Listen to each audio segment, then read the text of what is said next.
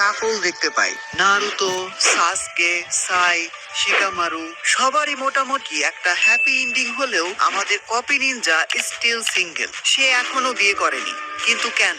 অনেকে বলবে ভাই, মাইট গায়ের মতো একটা সুন্দরী গার্লফ্রেন্ড আর জিরায়ের লেখা মেকআউট আর্টিস্ট থাকলে আর কি লাগে। কিন্তু এর আসল উত্তরটা অনেক বেশি ইমোশনাল, যেটা তোমরা অনেকেই জানো না।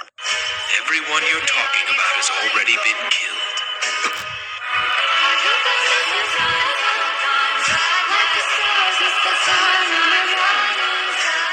ধরো তুমি কাকাশি, জন্ম হওয়ার কিছু বছর পরই তোমার মা মারা যায়। মায়ের কষ্ট ভুলতে না ভুলতেই মাত্র 5 বছর বয়সে তোমার বাবা, যিনি একজন ফেমাস শিনোবি ছিল, সেও সুইসাইড করে বসে। পুরো ভিলেজ তাকে হেড করতে থাকে। সেখান থেকে অনেক কষ্টে তুমি বের হলে। তোমার সাথে ওবিটো এবং রিনের বন্ধুত্ব হলো। তুমি মিনাটোর মতো একজন সেন্সেই পেলে। একসাথে তোমাদের অনেকগুলো মেমোরিজ তৈরি হলো। তোমার বেস্ট ফ্রেন্ড ওবিটো তোমাকে বাঁচানোর জন্য নিজের লাইফই স্যাক্রিফাইস করে দিল। আর মারা যাওয়ার আগে তার একটাই ইচ্ছা ছিল, তুমি যাতে ওবিটোর ট্রু লাভ রিনকে সব রকম বিপদ থেকে প্রোটেক্ট করো। বন্ধুর শেষ কথা রাখার জন্য রিনি এখন তোমার লাইফের সবচেয়ে ইম্পর্টেন্ট পার্সন। আর সেই ইম্পর্টেন্ট পার্সনকে অ্যাক্সিডেন্টলি তুমি নিজেই নিজের হাতে মেরে ফেললে। এখন তোমার কেমন লাগবে? তোমার কথা জানি না, বাট কাকাশির জন্য এটা একটা বড় ট্রমা হয়ে গিয়েছিল। রিনের কথা ভেবে সে রাতে ঠিক মতো ঘুমাতেও পারতো না। এমনকি কোন রকম ময়লা বা হাতে কোনো কিছু লেগে না থাকা সত্ত্বেও সে বারবার হাত ধুতো।